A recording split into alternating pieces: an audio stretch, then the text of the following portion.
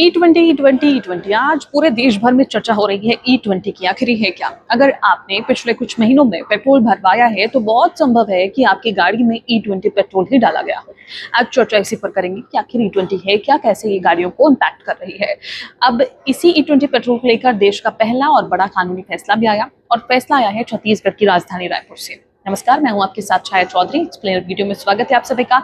रायपुर की जिला उपभोक्ता आयोग ने एक कार कंपनी को आदेश दिया है कि या तो ग्राहक को नई E20 कंपैटिबल कार दें या फिर पूरी कीमत लौटाएं।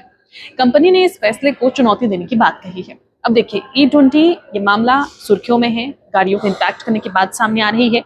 अब सवाल है कि क्या E20 पेट्रोल वाकई गाड़ियों को नुकसान पहुंचाता है? क्या सरकार की नई फ्यूल पॉलिसी पर सवाल उठ रहे हैं? हालांकि सवाल तो उठ रहे हैं, लेकिन क्यों उठ रहे हैं ये भी जानना जरूरी है। और सबसे बड़ा सवाल इन सब के बीच में कि अगर आपकी गाड़ी भी E20 कंपैटिबल नहीं है तो आपको क्या करना चाहिए। आज इस एक्सप्लेनर वीडियो में पूरे तफ्तीश से आपको सारी जानकारी बताने जा रही हूँ।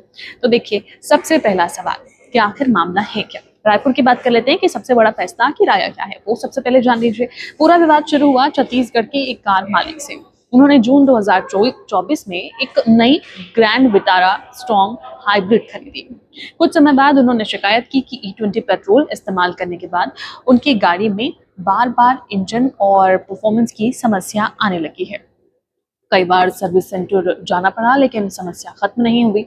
अब ये मामला सुर्खियों में आ गया। ध्यान से सुनिएगा। ग्राहक का आरोप था कि कंपनी ने जिस गाड़ी को E20 कंपैटिबल बताया था वो वास्तव में E20 पर सही तरीके से काम नहीं कर रही थी। मामला रायपुर जिला उपभोक्ता आयोग पहुंचा और यहीं से ये मामला तूल पकड़ता नजर आया। अब कोर्ट ने क्या कहा, ये सवाल है। तो कोर्ट ने कहा कि रायपुर जिला उपभोक्ता आयोग ने इस मामले पर बड़ा फैसला सुनाया और कहा कि अगर कंपनी E20 कंपैटिबिलिटी का दावा करती है तो उसे ये साबित भी करना होगा। आयोग ने माना कि ग्राहक के पास पेट्रोल पंप पर ईंधन चुनने का व्यावहारिक विकल्प नहीं था, क्योंकि कई जगह E20 उपलब्ध है और कई जगह नहीं है। इसी आधार पर आयोग ने कंपनी और डीलर को निर्देश दिए कि ग्राहक को नई E20 कंपैटिबल कार दी जाए या फिर पूरी कीमत लौटाई जाए, साथ ही अन्य खर्च और मुआवजा भी दिया जाए। ये भारत का पहला बड़ा उपभोक्ता आयोग का फैसला माना जा रहा है जो सीधे E20 पेट्रोल विवाद से जुड़ा है। और अब बात होती है कि कंपनी इस मामले पर क्या कह रही है। अब कहानी का दूसरा पक्ष भी सुन लीजिए। मारुति सुजुकी ने साफ किया है कि उनकी गाड़ी पहले से ही E20 कंपैटिबल थी। कंपनी का दावा है कि समस्या E20 पेट्रोल की नहीं बल्कि फ्यूल कंटेमिनेशन यानी खराब या मिलावटी ईंधन की है। कंपनी ने यह भी कहा कि ये इस फैसले के खिलाफ अपील करेगी। यानी अब मामला यही खत्म नहीं हुआ, मामला और बढ़ेगा, क्योंकि कंपनी ने अपना राय जो है सामने ला दिया। आखिर E20 पेट्रोल क्या है ये भी जान लीजिए। सबसे जरूरी बात है, E20 का मतलब है 20% एथेनॉल और 80% पेट्रोल। सरकार ने इसे इसलिए शुरू किया क्योंकि विदेशी तेल पर निर्भरता कम हो, किसानों से बनने वाले एथेनॉल का इस्तेमाल बढ़े, प्रदूषण कम हो, क्रूड ऑयल का आयात घटे। यानी मकसद पर्यावरण और अर्थव्यवस्था दोनों को फायदा पहुंचाना है। लेकिन विवाद हुआ क्यों?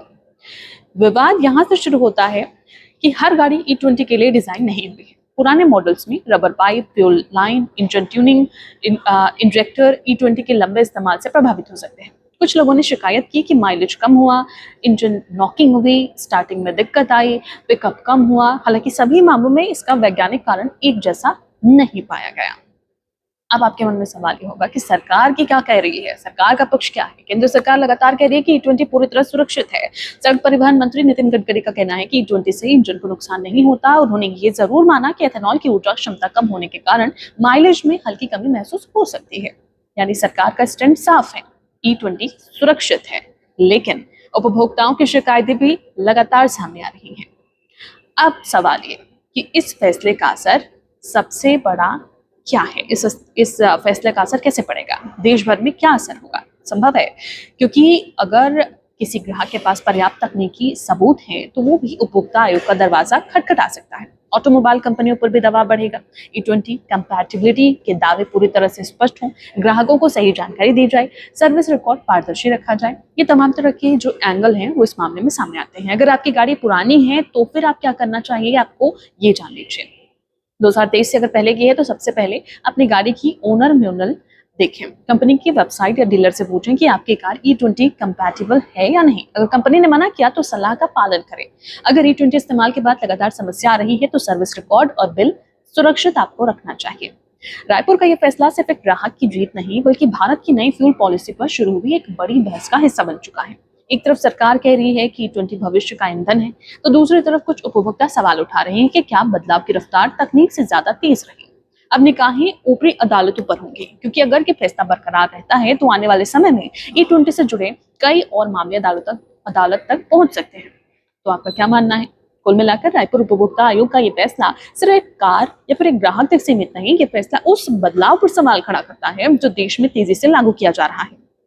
एक तरफ भारत 20% एथेनॉल ब्लेंडिंग का लक्ष्य की ओर बढ़ रहा है, तो दूसरी तरफ अब ये सवाल उठ रहे हैं। सरकारी दावा जो सामने आया है कि इससे विदेशी तेल पर निर्भरता कम होगी, किसानों की आय बढ़ेगी, पर्यावरण को फायदा होगा और देश ऊर्जा के मामले में आत्मनिर्भर बनेगा। लेकिन दूसरी तरफ सवाल ये भी है कि क्या हर उपभोक्ता इस बदलाव के लिए पूरी तरह तैयार है?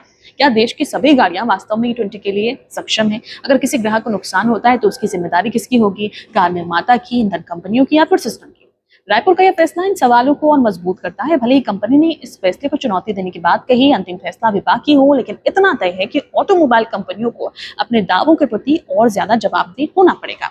उपभोक्ता की अपने अधिकार के लिए पहले से ज्यादा जागरूक होंगे। आने वाले समय में जैसे जैसे E20 पेट्रोल पूरे देश में सामान्य हो जाएगा, वैसे वैसे ऐसे मामलों की संख्या भी बढ़ सकती है। अदालतों को भी ये तय करना होगा कि नई तकनीक और उपभोक्ता अधिकारों के बीच संतुलन कैसे बनाया जाए। और आखिर में सबसे बड़ा सवाल आपसे, क्या पर्यावरण और ऊर्जा सुरक्षा के लिए ऐसे बदलाव जरूरी है? भले ही शुरुआती दौर में कुछ चुनौतियां सामने आए, या पर सरकार और कंपनियों को पहले हर वाहन को पूरी तरह तैयार करना चाहिए था और उसके बाद ही E20 को बड़े पैमाने पर लागू करना चाहिए था। अपनी राय हमें कमेंट करके जरूर बताइए, क्योंकि यह बहस सिर्फ पेट्रोल की नहीं बल्कि आने वाले भारत की ऊर्जा नीति और करोड़ों वाहन मालिकों के भरोसे की भी है। और ये जो वीडियो है वो आपको कितना सही लगा या फिर कितना जरूरतमंद लगा, वो भी आप कमेंट करके जरूर बता सकते हैं।